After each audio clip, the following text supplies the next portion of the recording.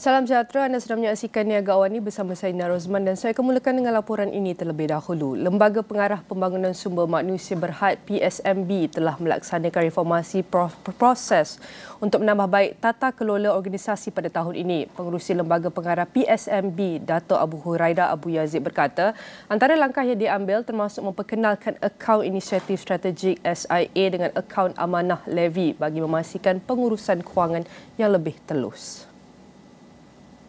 Tegasnya levy majikan hanya digunakan untuk latihan kemahiran dan tiada tujuan lain. Abu Hurairah berkata, proses dalaman untuk mendapatkan kelulusan panel pelaburan juga telah diperketatkan dengan memperkasakan Jabatan Perbendaharaan PSMB. Turut dijalankan ialah jawatankuasa risiko dan audit yang dibahagikan kepada dua jawatankuasa berasingan serta pemansuhan projek skil pasport tanpa sebarang kos dan kerugian kepada PSMB maupun kerajaan. Beliau berkata demikian sebagai reaksi terhadap laporan Ketua Audit Negara dan Jawatankuasa Kira-kira Wang Negara yang dibentangkan di Parlimen pada Khamis. Menurutnya, audit dalam kedua-dua laporan dilaksanakan terhadap PSMB untuk tempoh 2019 hingga 2023 dan tindakan penambahbaikan telah pun dilaksanakan. Rentetan itu, prestasi kutipan levy telah meningkat daripada 475 juta ringgit pada 2020 kepada 2.134 bilion ringgit pada 2023. Baik, untuk perbincangan pada segmen ini, untuk kita melihat kepada Ketua Audit Negara yang baru yang menerbitkan laporan siri kedua untuk tahun ini. Beberapa pendedahan, teguran dan syur dikemukakan. Namun, apa yang lebih signifikan sebenarnya adalah pindaan kepada Akta Audit yang diluluskan Dewan Rakyat pada Rabu lalu. Ia meluaskan kuasa Ketua Audit Negara bagi memeriksa, menyiasat dan mengaudit akaun mana-mana badan lain. Dan untuk mengulas lebih lanjut mengenai perkara ini, bersedia dalam talian adalah Sri Munarti Yusof, merupakan pengarah penyelidikan kanan idea. Saya nak ucapkan terima kasih Sri kerana sudi meluangkan masa bersama kami. Pertama sekali untuk kita melihat apakah antara reaksi awal Sri Muniati, pertama kepada laporan Ketua Audit yang diterbitkan semalam dan kedua adalah untuk kita teliti kepada pindaan kepada Akta Audit. Silakan Puan. Terima kasih. So pertama saya kira pindaan yang ada 4 pindaan yang sebenarnya penting. Yang pertama pindaan tadi meluaskan kuasa audit negara untuk menyelidik akaun-akaun company yang diberi jaminan kerajaan. So, setakat ini kita ada syarikat-syarikat yang memang kerajaan memiliki paid up share capital yang besar atau diberikan grant oleh kerajaan. Itu sudah masuk dalam akta audit yang ada. Tapi sekarang ini kita masukkan lagi company-company yang diberikan jaminan oleh kerajaan. Nah, ini yang perubahan yang paling penting dalam pindaan akta sekarang ini. Yang kedua, pindaan yang paling penting adalah Ketua Audit Negara diberikan mandat untuk memberikan recommendation kalau ada irregularities dalam apa-apa penyelidikan atau penyidikan yang tengah mereka buat dan mereka melihat irregularities. Tidak hanya boleh membangkitkan masalah ini ke Secretary General of the Treasury, tetapi juga boleh memberikan recommendation bagaimana untuk menyelesaikan masalah-masalah tersebut. So ini pindaan yang penting dalam akta audit yang baru. Dan sudah tentu kita akan lihat kuasa Ketua Audit untuk menyiasat selepas ini adalah dikatakan lebih luas. Namun adakah ia sudah cukup memadai kerana kita sering lihat audit hanya mengeluarkan hasil siasatan, teguran dan syur. Pandangan Sri? Pertama, kita perlu pisahkan fungsi audit dengan fungsi penyelidikan seperti mana polis atau MACC. Saya kira ini penting ada pemisahan kekuasaan. So, kita tidak boleh mengharapkan audit untuk membuat kerja-kerja polis atau membuat kerja-kerja MACC. Kerja-kerja penyelidikan untuk criminal charges adalah dibuat oleh MACC dan polis. Audit hanya akan memberi penyelidikan, melaporkan dan membangkitkan serta memberikan, sekarang ini mengikut akta audit baru, memberikan recommendation bagaimana pihak-pihak berkuasa boleh mengadres atau menangani masalah-masalah tersebut. So, saya kira perlu ada pemisahan kekuasaan. Kita tak boleh mengharapkan audit akan charge seperti mana MACC atau polis mendakwa kesalahan-kesalahan keuangan. So kalaulah ada masalah-masalah yang dibangkitkan dalam laporan audit tersebut adalah berkenaan dengan rasuah, so MSCC adalah badan yang perlu melakukan penyidikan dan kemudian membangkitkan dan membawa kes ini ke mahkamah. Pun sama kalau ada CBT dan hal-hal yang lain, pun ada polis yang akan membuat dakwaan dan kemudian membawa masalah ini ke mahkamah. So, saya kira penting ada we don't put misplaced expectation to the Auditor General. Seperti yang Sri kongsikan bahawa kita ada perlu pisahkan peranan itu dan kita meneliti keperluan untuk melibatkan kuasa luar lain seperti langkah pendakwaan kepada badan atau individu yang jelas gagal dalam menguruskan kewangan ataupun dana kerajaan. Pandangan Sri mengenai perkara ini? Betul. Saya kira sekarang ini ada, I think dalam 5 tahun, 10 tahun ke belakang, ada idea untuk memisahkan atau memperkuat Section 23 dalam MSCC. So, Section 23 dalam MSCC sekarang ini memang ada dakwaan untuk misconduct of public, charges untuk misconduct of public service. So, mana-mana civil servant yang abuse of power, menyalahgunakan kuasa untuk kepentingan diri sendiri, maka boleh didakwa melalui MSCC. Tetapi ada idea untuk memperkuat, meluaskan misconduct ini, memasukkan misconduct yang berkaitan dengan kalaulah misconduct ini menyebabkan kerugian yang sangat besar kepada kerajaan.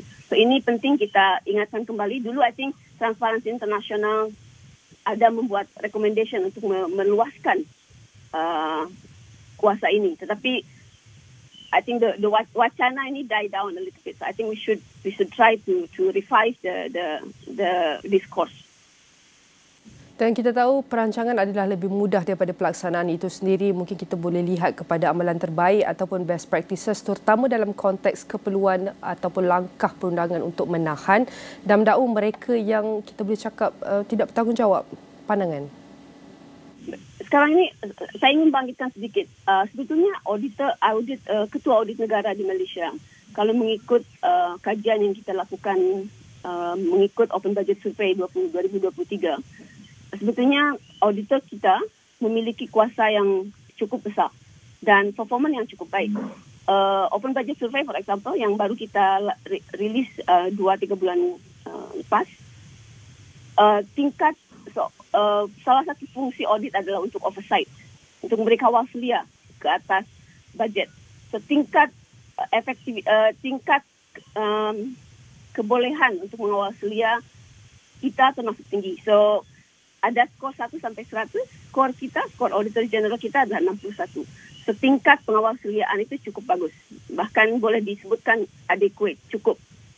Dan kita setara dengan negara-negara maju yang lain. So we have a very strong and good mechanism to ensure that Auditor General actually can do their work better. Tetapi ada beberapa yang mungkin seperti yang tadi disebutkan, akta rasuah. For example, ada beberapa peningkatan dalam beberapa tahun ke belakang. Misalnya Section 17A, corporate liability yang dimasukkan ke dalam MSCC. So, saya kira ada beberapa. So, kita tidak, sekali lagi saya sebutkan, kita tidak boleh mengharapkan Auditor General saja untuk menyelesaikan masalah-masalah yang selalu dibangkitkan setiap tahun dalam Auditor General Report. Tetapi juga penting untuk menguat kuasa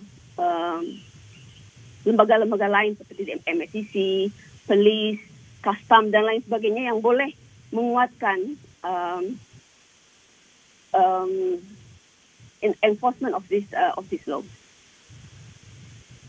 Baik, dan kita nak pastikan setiap pelaksanaan audit yang telah dilakukan haruslah efektif dan berkesan. Bagaimana Sri Mulyati melihat pada masa akan datang untuk kita teliti hasil daripada audit yang berkesan itu bukan hanya sia-sia. Maknanya kita perlu melakukan pemantauan secara berkala untuk kita pastikan setiap audit itu dilakukan mempunyai hasil yang kita boleh cakap hasil yang berkesan untuk audit-audit dan seterusnya. Dalam kata pendek, bagaimana untuk kita pastikan pemantauan yang lebih berkesan terhadap setiap pelaksanaan audit ini?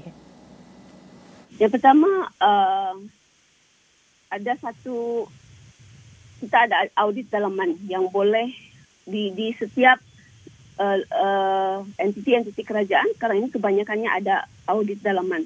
So, sebelum audit dari Auditor General datang, audit dalaman boleh memberikan saranan dan memberikan recommendation kepada agensi-agensi berkaitan untuk meningkatkan proses. Yang kedua, I think salah satu kelemahan dalam public financial management kita adalah monitoring and evaluation. So, kita dah laksanakan projek tu, tetapi pemantauan tadi kurang. Masalahnya mungkin salah satunya boleh jadi ada kekurangan kapasiti atau ada kekurangan sumber manusia. Kalau ada kekurangan kapasiti, maknanya memang perlu ada satu proses pemantauan yang lebih menyeluruh, pemantauan yang lebih berkesan untuk projek-projek kerajaan misalnya. Tetapi lagi-lagi ini masalah kapasiti yang perlu ditingkatkan. Dengan pindaan Akta Audit dengan peluasan kuasa audit ini, kita berharap iaitu usaha inisiatif untuk tingkatkan kecekapan dan ketulusan tadbir urus dapat dilaksanakan bergerak ke hadapan. Sekali lagi saya nak ucapkan terima kasih kepada Sri Muniati Yusof, merupakan pengarah penyelidikan kanan idea. Setiap perbincangan ini akan kami rangkumkan dalam astroawani.com dan semua platform digital Astro Awani. Lonjakan bisnes anda dengan perkongsian oleh usahawan tempatan, penyedia penyelesaian digital Unify Business, agensi kerajaan seperti Matrix, perkongsian oleh TikTok Shop Malaysia dan Fox Malaya, sesi pentas niaga yang dibuka untuk semua dan banyak lagi. Jumpa anda di Air Mall Tobar City, Johor Bahru. Dibawakan oleh penaja utama jelajah jiwa SME, Unify Business, rakan digital pilihan anda.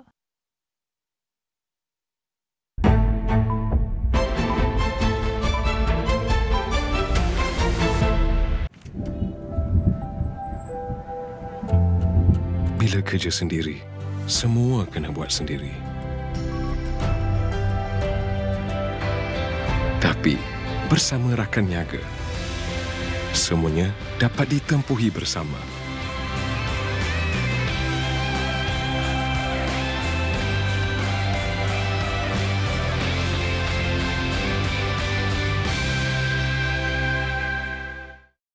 Apa signifikan dengan pengumuman ataupun berita yang keluar dari media China ini berkaitan dengan hasrat Malaysia untuk menyertai gabungan BRICS? Kita mahu dapat lebih banyak umpamanya pelaburan daripada negara China. Kalau melihat kepada Akta Kanak-Kanak 2001, adakah kita terlalu lambat untuk melihat proses untuk meminda akta sedia ada? Kita perlu ada penyelarasan. Kita tak mahu bekerja secara silo. Hello Kedah, 5 Julai ini bawa keluarga dan rakan-rakan anda temui Didi and Friends. Tak sabarnya. Serta pelbagai aktiviti menarik dan hadiah hebat menanti. Ketahui program-program terbaru dan saksikan persembahan istimewa daripada bintang-bintang kami. Best. Luang bertemu mesra bersama para selebriti drama kesayangan anda. Hiburan hebat untuk seisi keluarga. Kita ke sana. Hello Kedah, jumpa anda di sana. Seterusnya, peminjam Perbadanan Tabung Pendidikan Tinggi Nasional atau PTPTN digesa merebut peluang insentif diskaun bayaran balik pinjaman. Fenomena Equinox menjadikan bumi dan matahari berada pada jarak paling dekat dalam sistem solar. Malaysia berjaya membanteras jenayah berkaitan dadah bernilai 990 juta ringgit sejak 2019. Jangan meletakkan harapan tinggi berhubung soal mencari jawapan pesawat Malaysia Airlines MH370 yang hilang 10 tahun lepas.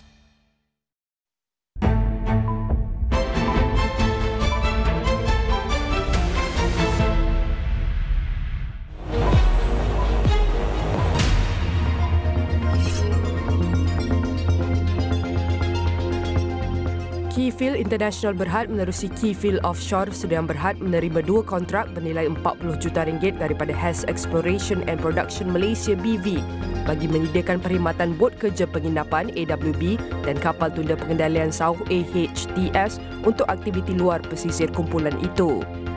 Kumpulan itu berkata kontrak itu masing-masing sudah bermula pada Julai dan Jun 2024 bagi tempoh 5 dan 6 bulan.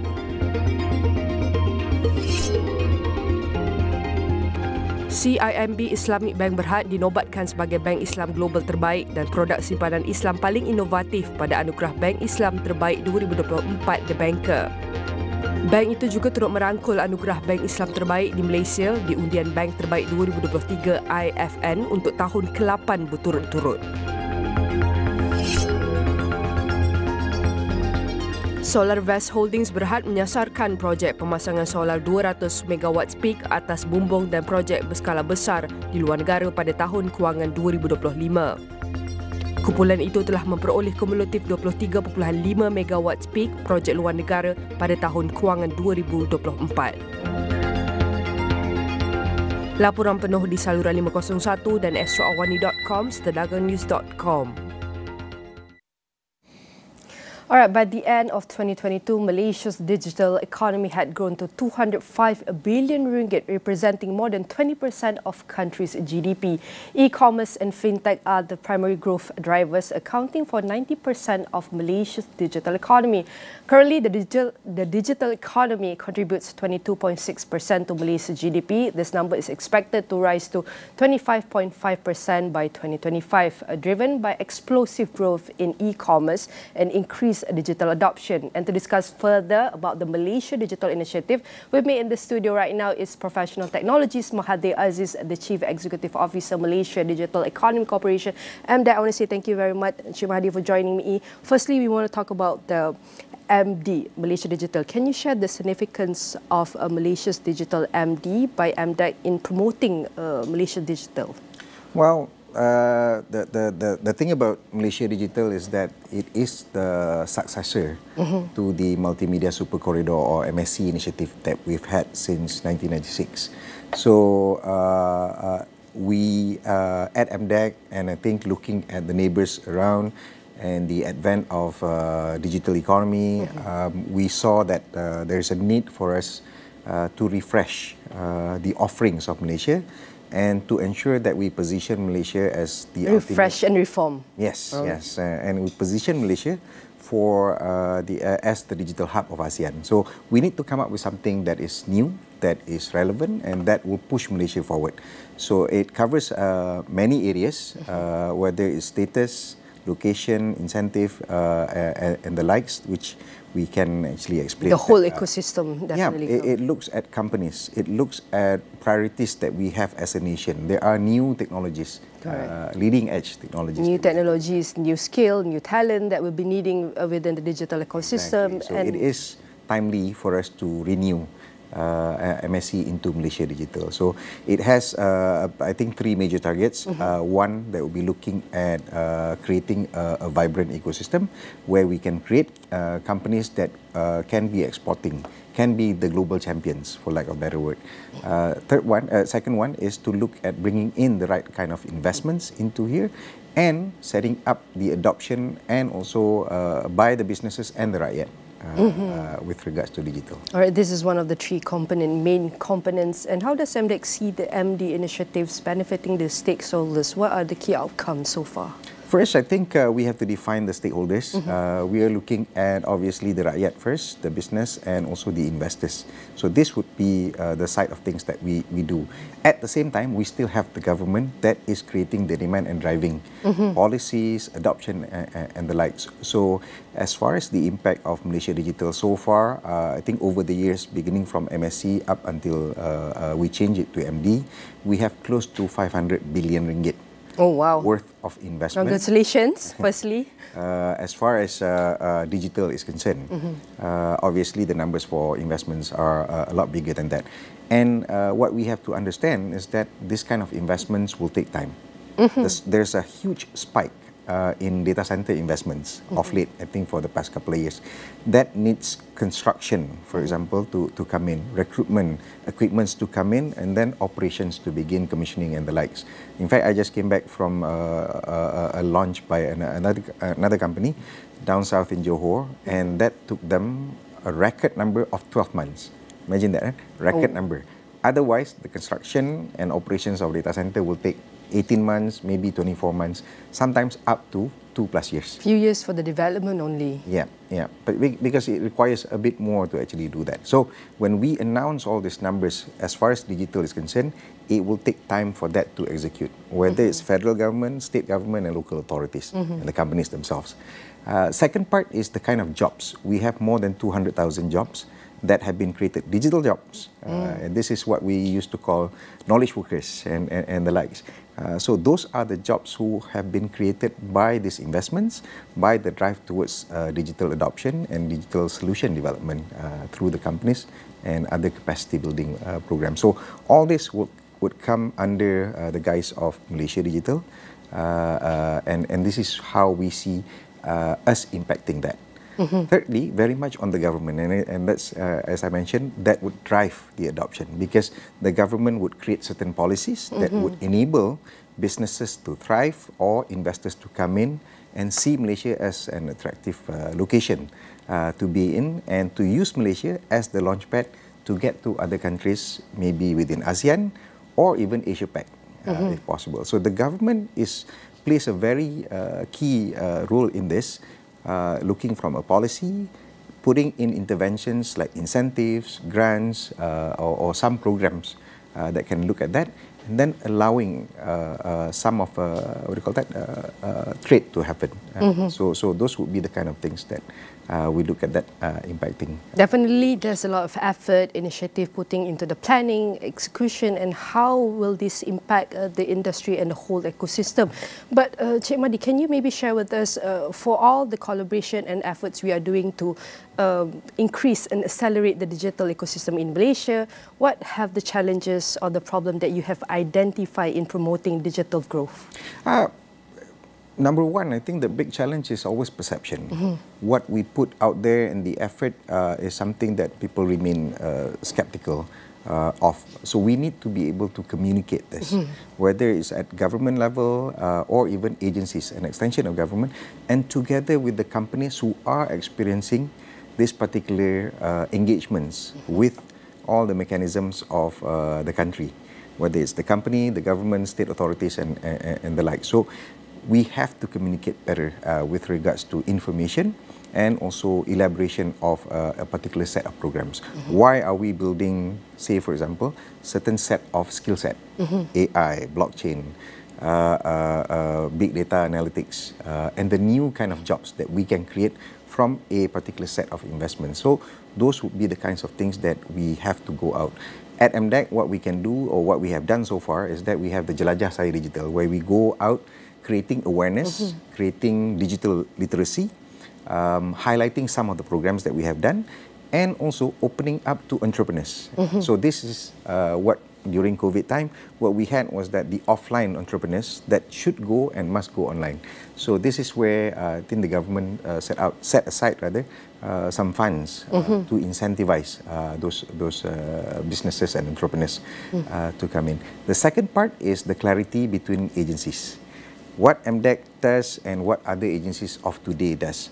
Back in 1996, when we began, MDEC was the only agency that handles anything tech or anything ICT at that time. Today, we have so many agencies. So the confusion and the clarity must be clear to actually fix that, so that we don't confuse this. I know we are trying the whole of nation, whole of government approach, and this has to be consistent throughout.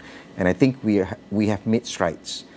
Where research and development has been taken care of by certain ministries and agencies, commercialization, development of the industry itself, and also, as we look now at MDEC, very much on trade. So we have both investment and also export that we're looking at. We have a lot going on. Talking about these initiatives, can you explain the mechanism and the benefit of MD tax incentive and how it aligns with the Malaysia's national strategy initiative to drive economic growth and even the digital transformation? Okay. This is basically one leg of the many new things that we have refreshed inside Malaysia Digital. If I can just touch on that first. One, we're looking at status. So now we have decoupled. In the old days, whenever you go for MSc status, you have to get the incentives, apply for that, regardless of whether you need it or not. So based on the data and the numbers that we have said, about 60% of the companies need the incentive, but the other 40% may not need that. So we have to expedite the process of giving out status. So MD status now can be given to companies without the tax incentive if they don't need it. It's the option for them to ask for it. So that's status. Location, we can look at anywhere in Malaysia where these tech companies or MD status companies can be and yet still enjoy the benefits from that. Third one is the tax incentive, as we are coming to. Previously, it's maybe investor-centric. This is where I think the industry have been telling us, you know, you should be looking at the Malaysian companies as well, or Malaysia-based companies. So we made adjustments. Not only that, previously we had a 5 years plus 5 years as far as new investment is concerned. What we give now is that for new investments, you will get 10 years automatically. So there's 2 tiers of reduced tax rates from 0% to up to 15%, and depending on your capex or your opex as well. The good news to the industry is that there's also reinvestment or expansion of investments that we allow the companies who have been here, used up the incentive to reinvest and therefore qualify still to be that. So there's agility and there's flexibility that we introduce in this. Again, complying is also a lot easier rather than you have to claw back and then pay back to the government on that. So this is some of the issues and feedback that we get from the industry, specifically on the tax incentive. Obviously, there's a bit more that we add.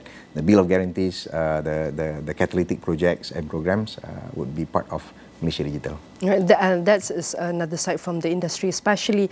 And we know that there's a lot of initiatives that we can do to fuel in every aspect of the whole digital ecosystems. And one of it is maybe we want to see, why do you choose the MD tax incentive and how does it bring purpose, especially to the rakyat and small businesses? Well, the whole idea is that I think getting the feedback from the industry, and we spoke to then Ministry of Communications and Digital, KKD, and now we are under Ministry of Digital.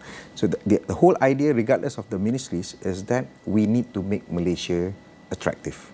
We need to allow for companies who have used Malaysia as a base for many years to continue to sustain and have business and make Malaysia as the launchpad to other areas. Third one, I think addressing to the call by the Madani framework and Prime Minister as well, that we have to be fast. We have to respond faster. We have to be agile. Yeah, yes. We have to be, again, really the whole of government approach is about everyone working much more efficient to get things done. So this is where we look at tax incentives as combining all that. And we table this up and propose this to Ministry of Finance, which looked at it for quite some time and then approved it earlier this year. So the announcement was made back in May, where I think this would be the base incentive that we use for now. Obviously, as we look at other areas, JSS, for example, the Johor, Singapore, is also some place where we can use the MD tax incentive as a base that we can do that. Well, and what some are the promoted tax enablers by MD that qualify for the MD tax incentive, and how does this technology advance within the Malaysian digital? Okay. We actually traditionally under the MSC we carry that because those were gazetted. All so right. There's electronics, advanced integrated circuits and things like that. And these were technologies that have been there for quite some time, and we continue to retain that because they still form a part of digital economy. Okay. However, we don't want to get left behind. So we look at, say for example, people were talking about the convergence of animation, game development, and also the Web3 technologies. And this is where we look at Web3 as being one of the technologies that we look at. Second part to that is that Malaysia has also made huge investments on 5G infrastructure. So we look at advanced network that is based on 5G as one of the technology that we support as well. Obviously, I mentioned artificial intelligence and also blockchain, and the last being on the aspect of cybersecurity. Again, no longer cybersecurity is an afterthought. It should be included in anything that we do, and there's a bunch of companies in Malaysia that are producing that, and there are a certain set of companies that are producing all the solutions or developing the solutions that can be done over here. So if anything, we are green laning those 5 technologies to help them get MD status and get cracking as soon as they can. And what are the MDA expectations in ensuring all of these initiatives achieve in the goal of making Malaysia as the ASEAN digital hubs? Well, as far as expectations, we are using the catalytic projects that we find that solve certain problems and issues, whether it's local in Malaysia, and because we want to look at ASEAN, we also put high priority on companies who are producing solutions to solve regional level issues. So you have, in short, you have to build for ASEAN at least. And this is where we believe that creating enough demand for companies to go back and do a bit more homework, and then this is what we can do, because it is, as I can just I think paraphrase some companies that we saw lately, it's about Ciptaan Malaysia. It's about made in Malaysia, not necessarily by Malaysians, but companies that is using Malaysia. So this is where we have to assimilate and get everyone cracking and using Malaysia for that. The goals, the missions are big, definitely. It's we have to go refresh and reform. We have to go bigger and stronger. And we want to say, are Malaysia there yet in becoming a leading digital in Malaysia, in ASEAN hubs? And what are the next steps for MDEC to keep progressing further? Okay, good question.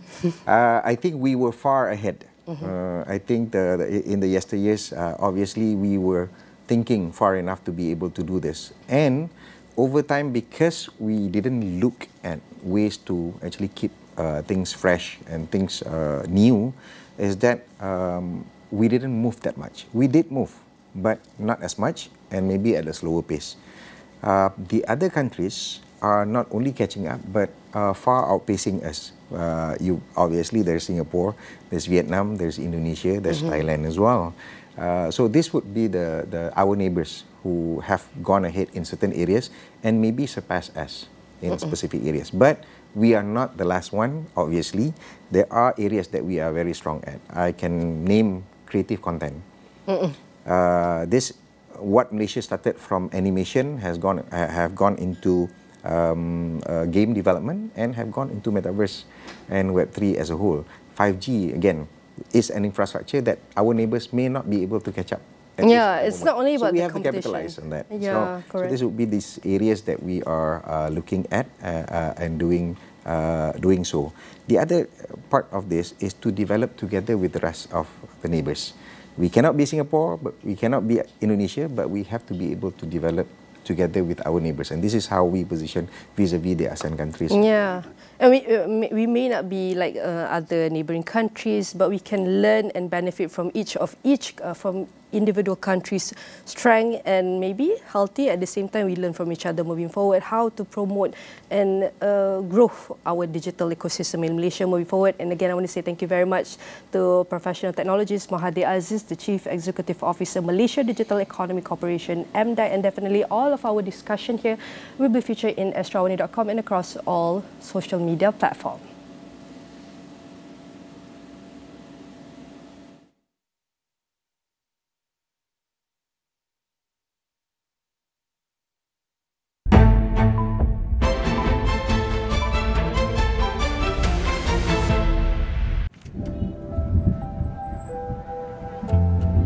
Bila kerja sendiri, semua kena buat sendiri.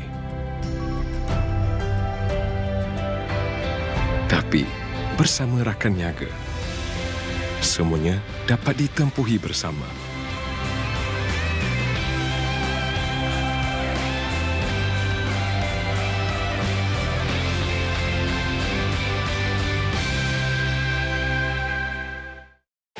Mereka 100% bersedia demi kemenangan. All set for action. The stars are shining tonight. This is incredible. Marilah menuju kegemilangan bersama kami. That's the moment he's been waiting for. There it is. UEFA Euro 2024 ke semua 51 perlawanan secara langsung di Strategi dengan Astro.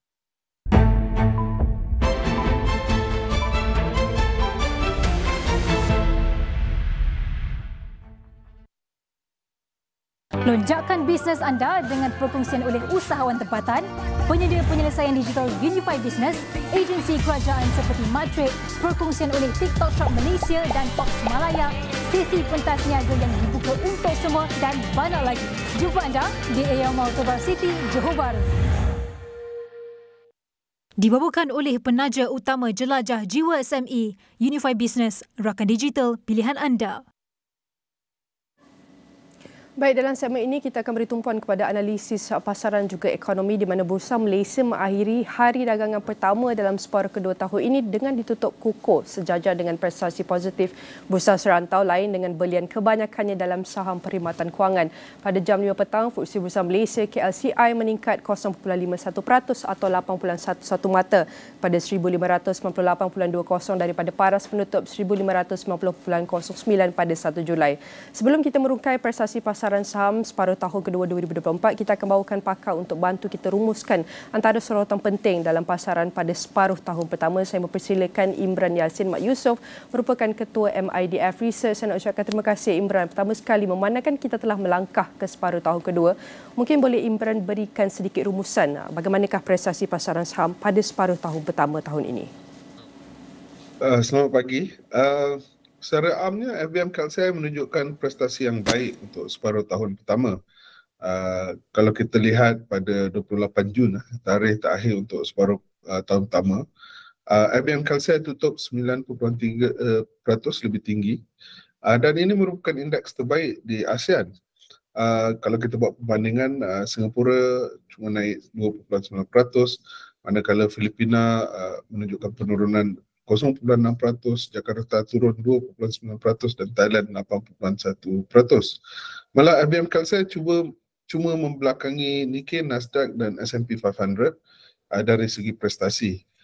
Momentum positif ini boleh dikatakan dipandu oleh pelabuh asing kerana kalau kita lihat data dari awal Januari hingga 27 Februari, pasaran ekuiti tempatan merekodkan pembelian asing bersih sebanyak 2.4 bilion ringgit, manakala masa yang sama, IBM KLCI meningkat 104 mata. Kemudian dari 22 April hingga 23 Mei, dalam tempoh sebulan tu, pasaran ekuiti tempatan merekodkan pembelian asing bersih sebanyak 3.7 bilion ringgit dan IBM KLCI meningkat 86 mata untuk penutupan hari tertinggi pada masa itu, 1,629 mata. Melihat kepada separuh tahun kedua pula, apakah jangkaan MIDF Research tentang prestasi pasaran saham dan apakah antara faktor-faktor yang perlu diberi perhatian oleh pelabur sendiri? MIDF Research menjangkakan momentum pasaran saham akan berterusan untuk separuh tahun kedua ini. Maksudnya kita lihat akan ada momentum yang akan menunjukkan prestasi yang baik. Ini selagi terdapat aliran masuk bersih dana daripada pelabur luar. Jadi ini menjadi faktor utama dan apa yang boleh mendorong aliran masuk ini adalah pemotongan kadar faedah di Amerika Syarikat di mana ia akan melemahkan dolar Amerika dan kalau kita lihat maksudnya dari segi sebaliknya mengukuhkan ringgit. Kita lihat bagaimana terdapat correlation di antara pergerakan USD dan ringgit dan aliran masuk pelabur asing. Di mana apabila ringgit mula menunjukkan pengukuhan, terdapat aliran masuk dana asing. Jadi dengan itu kami menjangkakan ringgit akan berada pada trend pengukuhan pada separuh kedua tahun ini dan ini akan mendorong aliran masuk dana asing. Jadi kami mengunjurkan FBM KLCI akan mencapai paras 1,750. Dan beralih kepada jangkaan ekonomi, apakah pandangan MIDF Research berhubung pertumbuhan KDNK bagi tahun ini dan apakah lagi risiko di sebalik unjuran ini? Adakah risiko itu perlu diberi keutamaan di peringkat domestik ataupun di peringkat global, Imran? Kami juga menjangkakan pertumbuhan KDNK akan meningkat pada tahun ini kepada 4.7%. Ini kita tak tukar daripada awal tahun lagi. Berbandingan dengan 3.6% tahun lepas, aktiviti pembelanjaan domestik akan terus berkembang di sebalik keadaan pasaran buruh yang positif, pertumbuhan pendapatan yang positif dan ketiban pelancong asing dan dengan ini pembelanjaan oleh mereka yang tambah baik. Di samping itu, permintaan luar akan pulih dan Malaysia akan mendapat manfaat daripada peningkatan daripada pengeluaran global dan perdagangan antarabangsa, terutamanya permintaan yang semakin meningkat pada rakan perdagangan utama seperti China dan Amerika Syarikat. Dari segi risiko, ia terdapat dua, iaitu luaran dan dalaman. Risiko terbesar adalah daripada segi luaran, dari segi aspek geopolitik, di mana terdapat kemungkinan peningkatan ketegangan perdagangan China dan antara China dan US, kelembapan ketara daripada permintaan akhir daripada pasaran utama, dan juga daripada segi terdapat konflik-konflik yang masih lagi berterusan seperti konflik di Ukraine, konflik di Timur Tengah, dan ini ada boleh meningkatlah, dan ini akan memberi satu risiko yang besar. Daripada segi peringkat domestik, perubahan dasar seperti rationalisation petrol subsidi dan sebagainya mungkin akan mengakibat inflasi yang lebih tinggi dan boleh menjejaskan sentimen pengguna dan rancangan pembelanjaan mereka. Berbalik kepada pasaran saham, apakah antara sektor-sektor yang patut kita boleh cakap sektor yang patut diberi perhatian seperti yang telah dikongsikan sendiri, dan kita nak lihat antara sektor-sektor yang patut diberi perhatian dalam kalangan pelabur dalam tempoh terdekat ini, bagaimana Imran? Kami antara sektor yang boleh pelabur lihat ialah satunya adalah sektor minyak dan gas. Ini disebabkan ketidakketentuan geopolitik seperti saya cakap tadi, di mana ketegangan di Timur Tengah umpamanya. Kami secara amnya kami menjangkakan harga minyak akan stabil sekitar RM84 US dollar setong. Tapi mempunyai potensi untuk meningkat jika keadaan geopolitik lebih lagi di Timur Tengah menjadi lebih tidak stabil. Jadi di situ kaunter-kaunter atau syarikat-syarikat minyak dan gas akan mendapat manfaat daripada situ. Pelabur juga boleh lihat daripada segi sektor pembinaan, kerana terdapat banyak projek-projek infra yang akan datang, dan juga daripada segi private sector, projek data center, kilang semiconductor dan warehouse dan sebagainya. Ini akan memberikan lebih-lebih banyak jobs lah untuk sektor pembinaan. Dan akhir sekali sektor kewangan, di mana perbankan dilihat mempunyai potensi. Antara sebabnya ialah sebab sektor ini ada ketinggalan berbanding sektor lain pada separuh masa pertama, separuh tahun pertama. Lebih lagi pelabur asing boleh melihat pada sektor yang ketinggalan. Jadi mungkin mereka akan pergi pada sektor kewangan atau perbankan. Dan Imran, kita tahu sebelah di peringkat domestik apa yang telah dilaksanakan oleh kerajaan seperti rasionalisasi subsidi daripada iaitu tarif elektrik, harga apungan ayam, telur, dan kini adalah rasionalisasi subsidi diesel, dan kemudian ini dikatakan oleh kerajaan akan memberi tumpuan kepada RON95 pula. Dan katakan untuk kita lihat segala perkara ataupun inisiatif yang dilaksanakan adalah akan menerima kesan yang delay effect. Mungkin untuk separuh tahun kedua 2024 ni sudah tentu kita akan lihat antara kesan-kesan yang telah dilaksanakan oleh kerajaan di peringkat domestik, dan mungkin antara kesan-kesan daripada faktor luaran juga yang akan menerima tempias pada separuh tahun kedua ini. Mungkin Imran boleh kongsikan apakah antara persediaan yang boleh dilakukan antara sektor-sektor dan industri ini agar dapat berdepan dengan kesan-kesan positif maupun negatif. Bagaimana?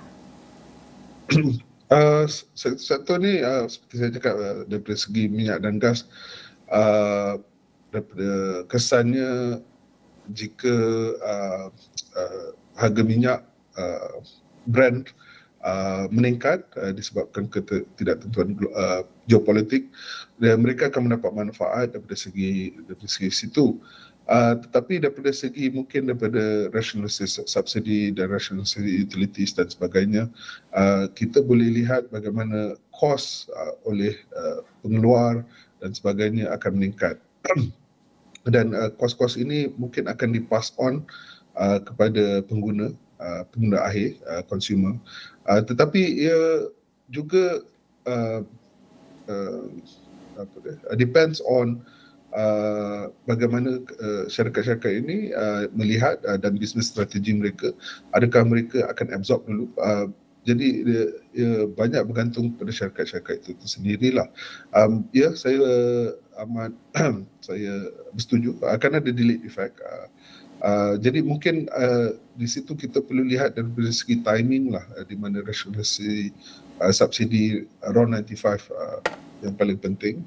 Bilakah kerajaan akan melaksanakannya lah. Jika kalau kita anggap dalam bulan Oktober atau November, mungkin kita akan lihat impaknya lebih pada tahun depan daripada tahun inilah. Baik, sekali lagi saya nak ucapkan terima kasih kepada Imran Yassin Mak Yusof merupakan Ketua MIDF Research kerana bantu kami faham antara rumusan mengenai prestasi pasaran saham termasuk juga dengan ekonomi untuk separuh tahun pertama tahun ini dan apakah antara perkara yang akan dijangkakan untuk prestasi pasaran saham masuk separuh tahun kedua 2024. Sudah tentu setiap perbincangan ini akan kami rangkumkan dalam astroawani.com dan semua platform digital Astro Awani. Dan selepas ini kami akan bawakan perkembangan WEF.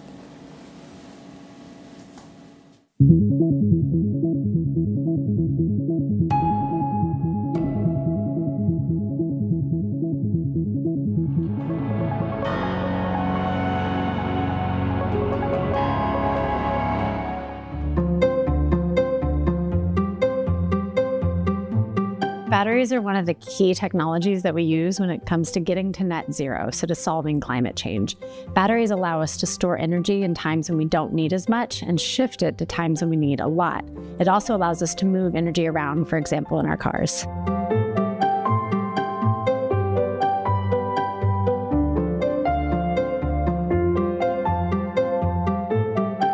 Each one of these different components, each one of these materials are mined in different parts of the world. And then when we do that, we see impacts on our water, on our land, and on local communities.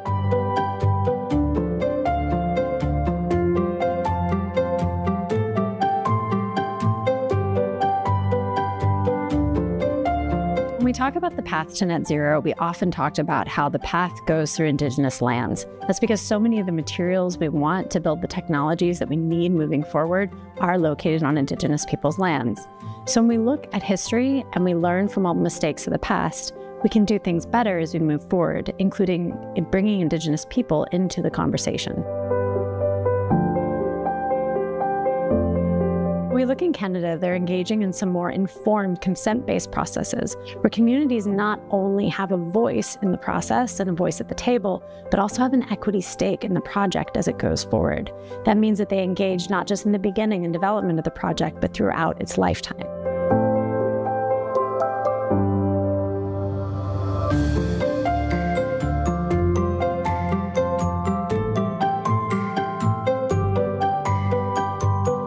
And so when we look at getting these new materials into the system, geopolitics can shift.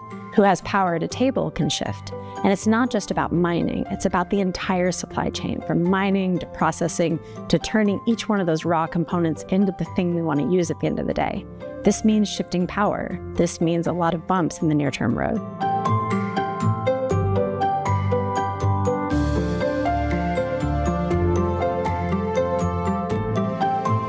As we think about solving climate change and moving to net zero, it's not just about cleaning up supplies. It's about making sure that we're as efficient as possible as we make sure that everyone in this world has access to the energy they need to thrive, to have the opportunities in life that they want to have.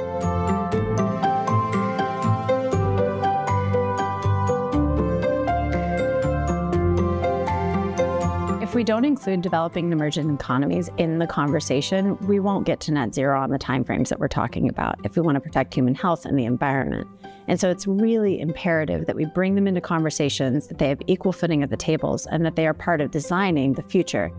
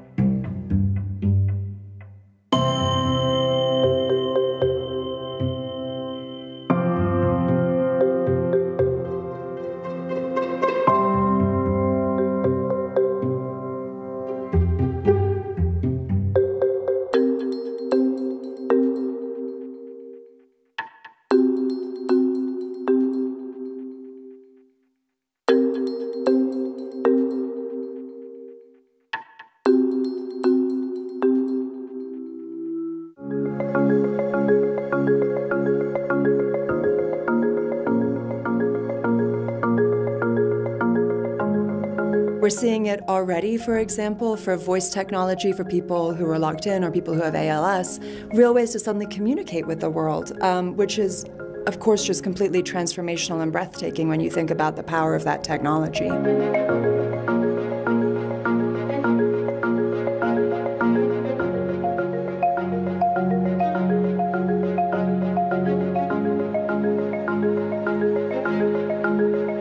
Been very involved since I was a child in the kind of latest medical research to help people living with not only with spinal cord injury but all types of physical disabilities.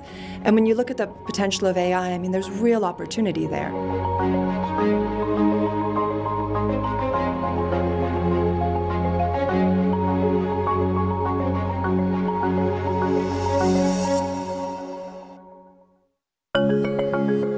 I remember when I was on a school trip when I was probably 11 years old, getting a fax, so this is going to date it, from my dad, and it was the first time that he had dictated a letter himself through technology. So he'd use drag and dictate software, some of you may remember it from the 90s, to write his own letter, and it was very sweetly, it was full of typos and all of these things.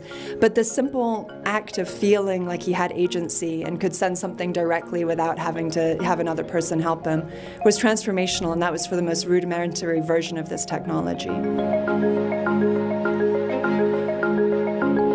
In the space of spinal cord injury, there are increasing medical breakthroughs around what stimulating the spinal cord can do to actually trigger movement that a person can control, again, all through highly sophisticated assistive technology. So that type of potential really is remarkable, and we need to harness that innovation.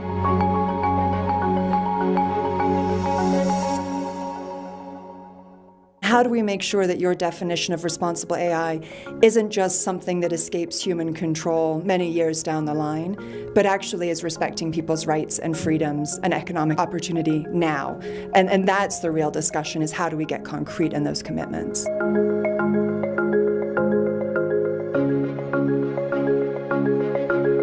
If you worry about long-term risks of AI either escaping human control or being used for bionuclear terrorism, some of the same mechanisms, which are transparency, accountability mechanisms, who is designing those products and who are they consulting with as they do it, are actually the same types of interventions that those of us who think about near-term human rights harms are focused on as well. And so I hope we're seeing a little bit more of a convergence and less of a dichotomy in the field.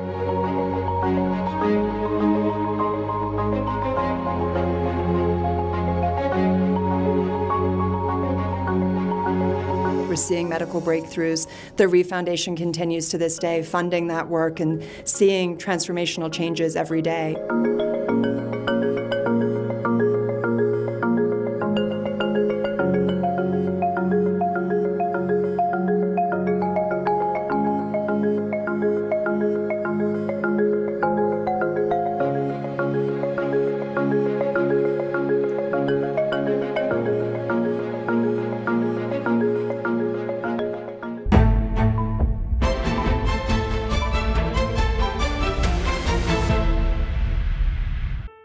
Terdapat sedikit kebimbangan berkaitan dengan peningkatan kos sara hidup dan juga bagaimana untuk orang ramai mengimbangi peningkatan kos itu dengan perbelanjaan hari raya nanti. Sepanjang bulan Ramadan nanti, cuaca dijangka panas kering sepanjang 30 hari berkenaan. Peniaga makanan di Bazar Ramadan dinasihatkan supaya jujur dalam menyediakan makanan, terutamanya dari sudut kualiti dan penjagaan makanan.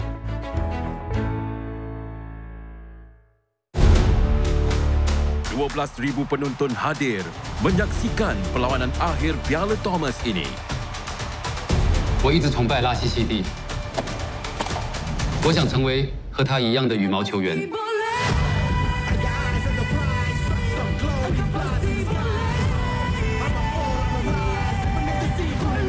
Menang untuk Malaysia.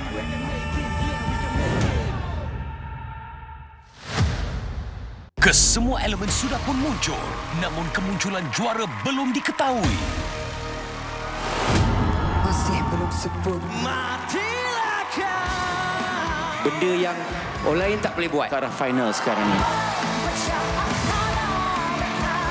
Pada yang penting, kreativiti. Di antara mereka, siapakah yang layak ke konsert akhir? The Hardest Singing Show. Setiap Ahad 9 malam. Siaran langsung di Astro dan Astro Go. Seterusnya, peminjam Perbadanan Tabung Pendidikan Tinggi Nasional atau PTPTN digesa merebut peluang insentif diskaun bayaran balik pinjaman. Fenomena equinox menjadikan bumi dan matahari berada pada jarak paling dekat dalam sistem solar. Malaysia berjaya membanteras jenayah berkaitan dadah bernilai 990 juta ringgit sejak 2019. Jangan meletakkan harapan tinggi berhubung soal mencari jawapan pesawat Malaysia Airlines MH370 yang hilang 10 tahun lepas.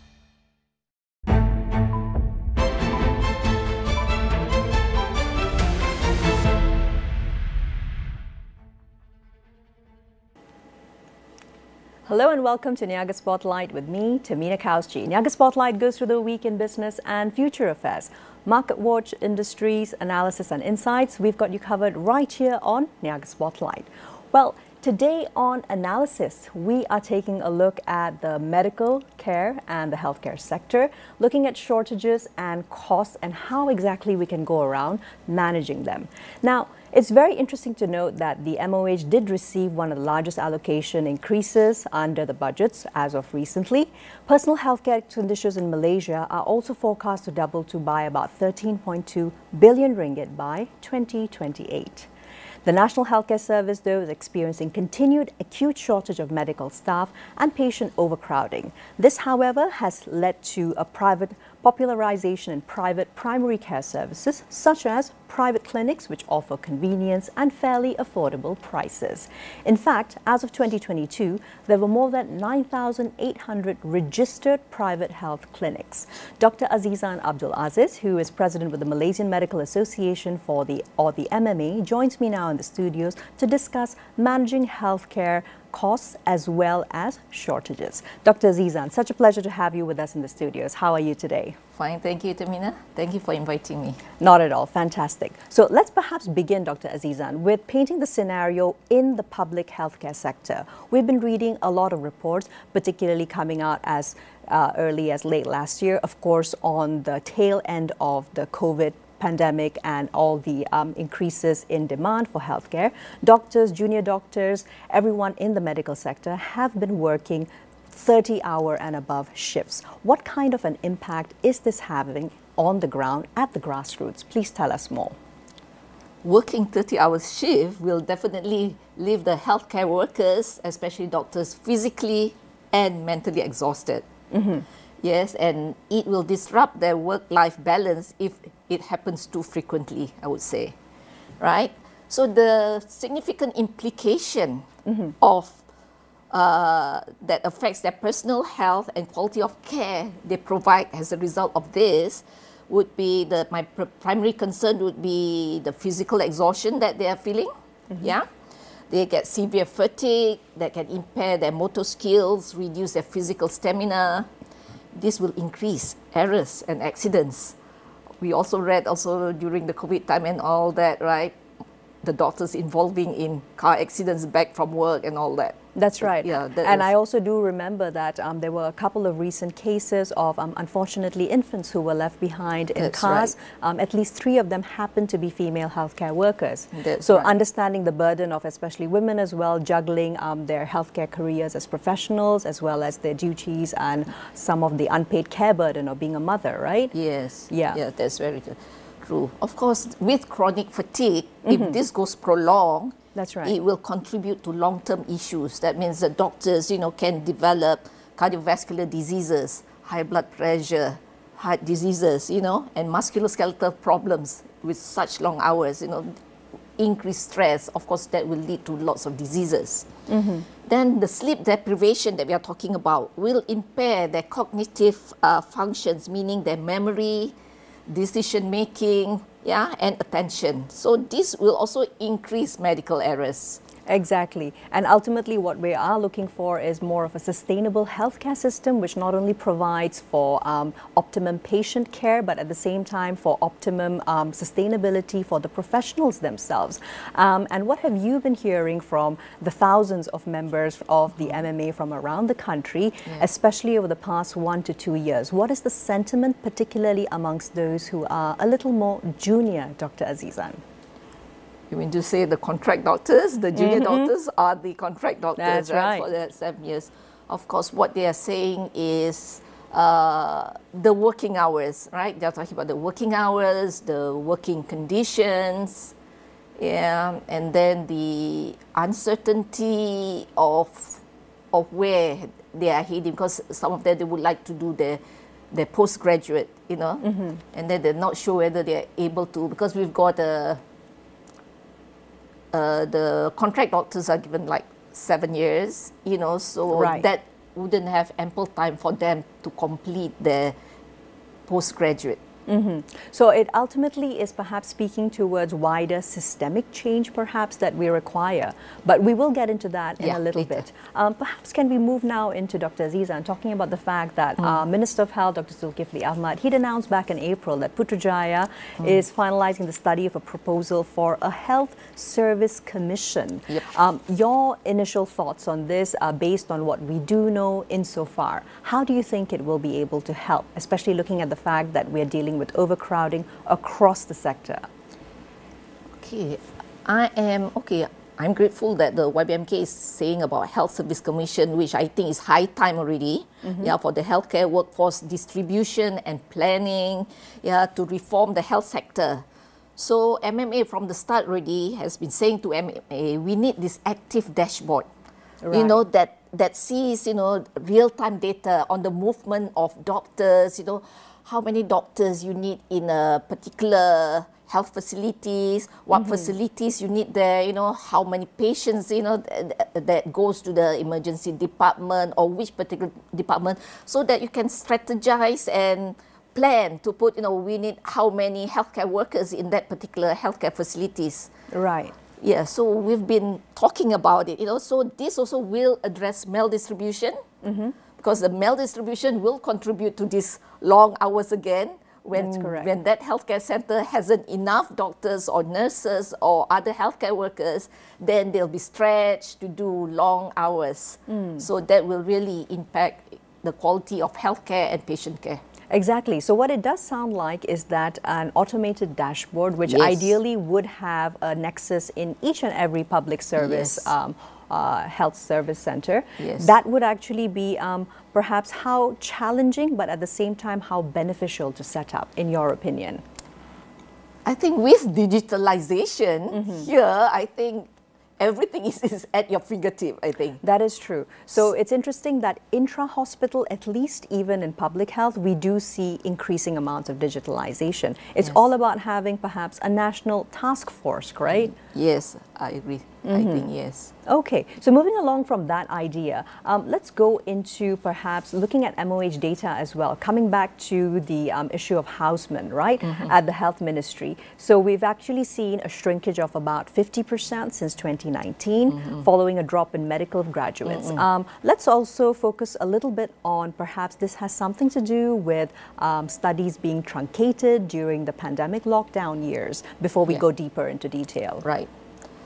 So, so there is a drop, right, in the medical graduates. So if you say whether it's being attributed from the COVID, my short answer is yes, right? So I'll just elaborate more on it. So the numbers of housemen, it peaked at 6,319 in 2019 and 4,924 in 2018. But post-pandemic figures, it dropped to 3,245 in 2022 and 3,265 in 2023. So the decline has affected houseman training with this reduction. Understood. So the drop in medical graduates in Malaysia post-pandemic can be attributed to several factors. One, of course, is the contractual issues and job security. So they are discouraged, many from pursuing or continuing their careers in medicine, because, you know, when I say, oh, being a doctor is going to be a contract position, so some might not even want to take up medicine. Correct, exactly. Right? So the contract doctors in Malaysia have expressed their frustrations over limited career advancement opportunities, in there, so it's very uncertain.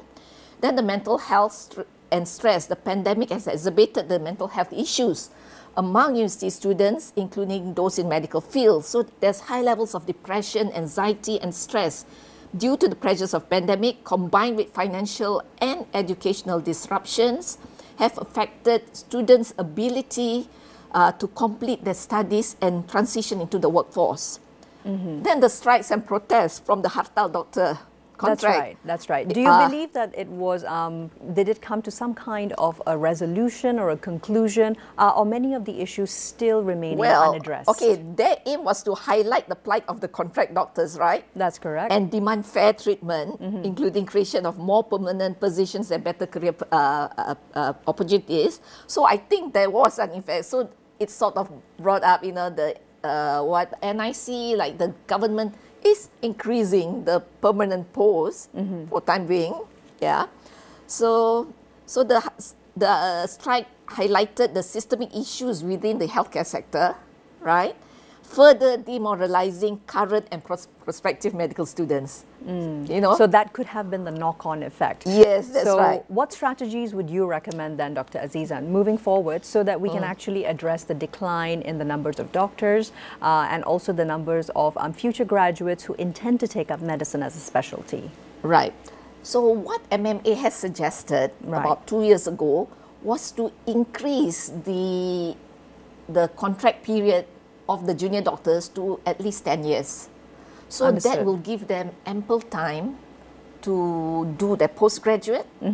Indirectly, that will also increase the number of specialists in this country, because 7 years is just too short. Yes, to also specialize while completing your postdoctorate. Yes, that's right. So we suggested to MOH, but I think it was turned down. Understood. Sure, Do you feel a little more hopeful, perhaps looking at the juncture we are at now, that perhaps this will really be reconsidered, because it does seem to be a catch-all solution? Yes, I should think so. I think, they should relook on our proposal, actually. And then, of course, addressing the well-being of the doctors, so that, we want a positive working environment, free from bully, right? Addressing prolonged working hours, as I was saying, looking at adequate staffing and rest periods to achieve work-life balance. I mean, all this, we are trying to get people back. I mean, we have to improve the system, or else everybody is leaving. Yes, so we have to look what is it. And then there was an increase in the on-call allowance that has been approved by MOH, I think, in April this year, but has yet to be implemented. We are awaiting for this awaited on-call allowance increase. Exactly. So I think with the current session of Parliament ongoing, it is quite timely indeed that a lot of these issues are kind of coming home to roost. And at the same time, we do need to be looking at actual strategies that are going to work when it comes to addressing the problem on the ground. Right. So, Dr. Azizan, just one final thought, because you were speaking about the fact that when it comes to being transferred out during your initial years as a houseman or houseperson, there usually isn't a time frame or a time limit that one is allocated. Can this be changed to give junior doctors especially this assurance that they will be, of course, posted back during this frame of time to the main hospitals? Yes, I think that is one area, I think, for MOH to look into, like posting them out and giving them a definite time frame, and actually also finding out from the junior doctors what is their inclination, what is their medical career pathway. Are they interested in specializing in certain fields, so that they can get to the field that they're interested in, maybe pediatrics or orthopedics, So if you go and serve, because we need to serve rural, because That's you have correct. to, Considering Malaysia's demographics. Yes. So, and then they'll be getting more points by going there and maybe getting their preference of where they would like to specialize. I think, they should look into this and get to know every doctor's where is their interest actually. Or perhaps even start off with a fixed term time limit, perhaps Yes. 2 years in the rural Yes. before you could be brought back, so that you don't have to worry all that much about approaching your entire family, Yes. as well as not understanding what exactly the time frame Yes, might that's be. right. Yes. Yes. Fantastic. Thanks very much, Dr. Azizan. We take a brief break. We'll be right back with Niaga Spotlight. Don't go anywhere.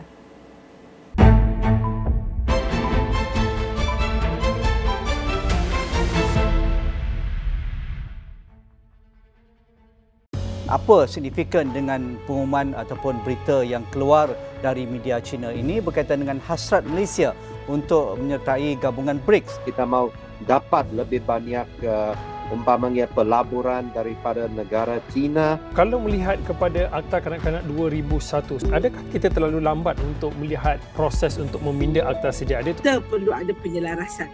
Kita tak mahu bekerja secara silo. Aku dari unit gas PDRN. Aku adalah polis yang tangkap polis. Nama aku Syarifuddin Hussein. Panggil Syarif pun boleh.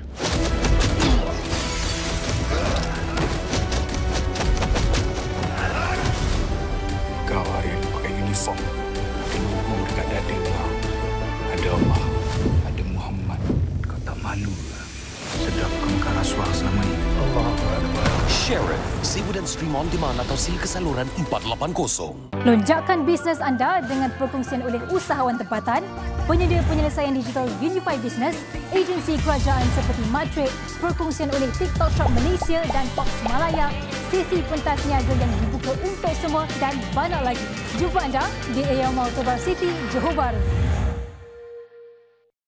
Dibawakan oleh penaja utama jelajah jiwa SME, Unify Business, rakan digital pilihan anda.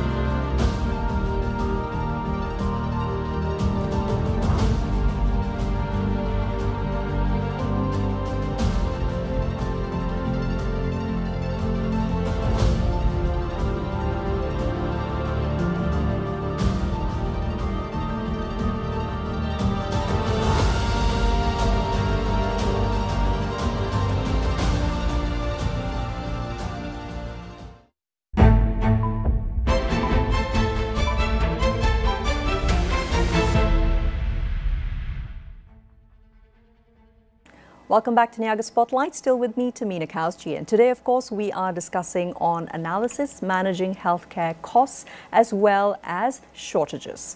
Right. Dr. Azizan, so continuing the conversation, now expanding the lens beyond doctors, junior doctors and their concerns, we also are currently in Malaysia experiencing a shortage of about 8,000 nurses for 2023 and 2024. And it's also been projected, of course, that the shortage of nurses is going to reach closer to 60% by 2030, which is not very far away, not even 5-6 years away. So with our aging nation status also being a key concern and the key role which nursing provides as part of healthcare services, what are some of your thoughts about improving this dire scenario for the nursing sector? All right. For this, I think we need collaboration between public and private.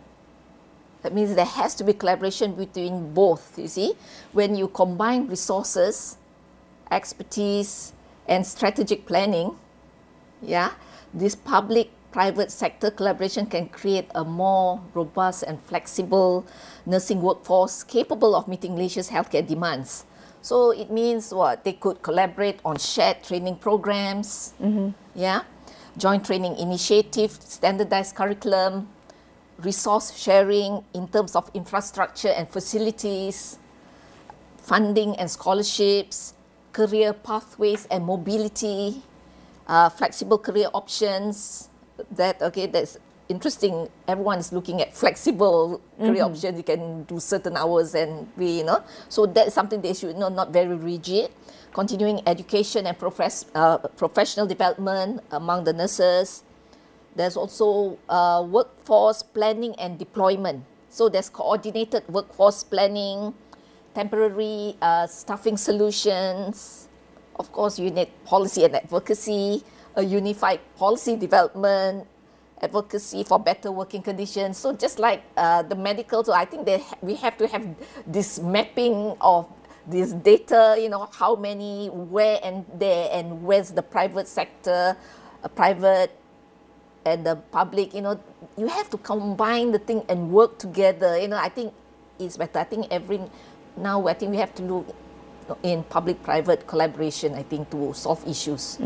Absolutely. And it's also interesting, Dr. Azizan, that when it comes to the health white paper, which was also tabled in Parliament back almost exactly a year ago in June 2023. Now, of course, we're in June 24. So what were any key areas from there that you see being useful when it comes to PPPs and the balance of resource utilization, so that we can actually ensure that these aren't just plans on paper, but that they're quickly rolled out, so that we're going to be able to meet those shortages of about 8,000 nurses within the next 2 years. Wow. So, meaning, okay, how, you know, we are trying to get public-private collaboration here. So, it will be what? The MOH that is going to start the ball rolling, or start the communication on how it's going to happen, you know. That's right. And yeah, we need to know, as usual, it's back again to the master plan, that data, you know, how many nurses you need here, which area, which country, so that the public-private nursing schools or whatever, you can organize and say who trains how many and all that. I think everybody has got to come together and make use of the resources, because it's still, you know, so that you can cover it out. Else there's certain private school only here, nursing school, and none on this area, you know, and then we need as many also schools, nursing schools, to produce these numbers also. Exactly. And, also we have to look also, everything also we have to look at the salary also, because it's a competition with the other countries also. At least a better working environment or other incentives being put in, if we still can increase the salary. But I think we should look at increase of salaries. I think every country, you know, if 2 or 3 years instead of over 10 years or 20 years before any salary increment is being thought of, you know. Exactly. It's been quite interesting to note that Singapore, in the meanwhile, which is a much closer neighbour, what they have done is offer a good chunk for retirement funds as well as incentives, specifically for nurses, because they recognise the need as being an ageing nation. Right. Dr. Azizan, moving into another dimension which has actually opened up as a high revenue and a high growth area. This is expansion of private primary care services. We're talking about private clinics around Malaysia. Tell us a little bit more about the issue of unregulated TPAs. These are third-party administrators, and why this is causing some increasing friction when it comes to affordability of costs, which is slowly going up. Okay, let me start off. Okay, issue of this unregulated TPAs in Malaysia's healthcare sector started more than 2 decades ago.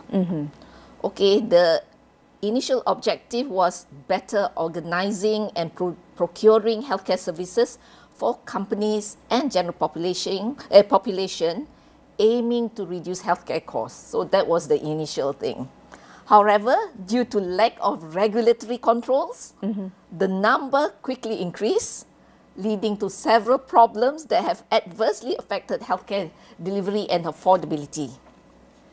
So, these include what? They are charging substantial registration fees to clinics, engaging in fee splitting, taking significant deductions from the total bill. So, this can compromise the quality of care provided to patients. See, the TPAs are doing that because there's no regulation. So, how does this impact the healthcare providers? So, it will face financial strain on the healthcare providers, especially the private clinics, because these clinics often rely heavily on payments from the TPAs due to high percentage of patients are from this managed care. Right, because they're coming streamed via them, and that is versus the cash-paying patient. Fair Most of them, enough. because they're working with companies and they're being covered by TPAs. So majority of the patients are from the TPAs. And delayed payments from these TPAs will leave many clinics struggling financially, affecting their ability to sustain operations and provide quality care. Fair enough. Now, with all of these issues that have been observed, MMA has really been at the forefront trying to engage with MOH for this issue since 2015. Sitting here almost a decade on, what are perhaps some regulatory actions that are recommended to bring this issue under control? Because as we can see, TPA, third-party administrators, are only growing in popularity as most people then are streamed via their employers and their plans into whichever private clinic that they access. As you've mentioned, we've already approached MOH nearly over a decade already, but they are not, to me, taking active action on how to get them regulated, because they say it's not in the scope. Yeah, in their scope. But Right. then in the Private Healthcare Facilities Act, I think it was mentioned, they are placed under Part 15 of the Private Healthcare Facilities Services Act since 1998. However, till now, there is no regulation. Hence, MOH unable to enforce and no action has been taken. So actually, nobody is actually looking into it, how to get, how for them to able to regulate it. Everybody is not saying it's not under them. Understood. So basically, it is something which is floating, but at the same time, it is Yes. impacting rising costs Yes. for those who are paying out of pocket. Right. Moving into some closing statements and ideas, Dr. Azizan, what are your suggestions for healthcare sector focus issues that must be raised in Parliament, hopefully during this ongoing session? The key healthcare issues that we would like to raise during the ongoing Parliament session, one is revamping the Act 586. Okay, that is the Private Healthcare Facilities and Services Act 1998 and its regulations, enforced since 2006, currently impede the growth, cause inefficiencies, and increase the business burden. So our recommendation is to propose a major overhaul of the Act, transition to a comprehensive health services Act that regulates both private and public, to ensure patient safety and quality care. That is one. Of course, as we were talking just now, to regulate the TPAs, the third-party administrators, that need to be controlled, because the TPAs are controlling the employment health benefit in the country amounting to more than 1 billion RM.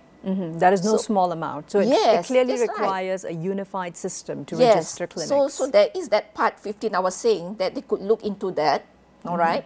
Then addressing the healthcare manpower shortages. This is affecting service delivery and operational efficiency. So we recommend that MOH should prioritize and publish a national manpower distribution plan. That means we advocate for a 30-year blueprint for healthcare manpower planning to anticipate and meet future healthcare demands effectively. So you need to really plan ahead for all these things, right?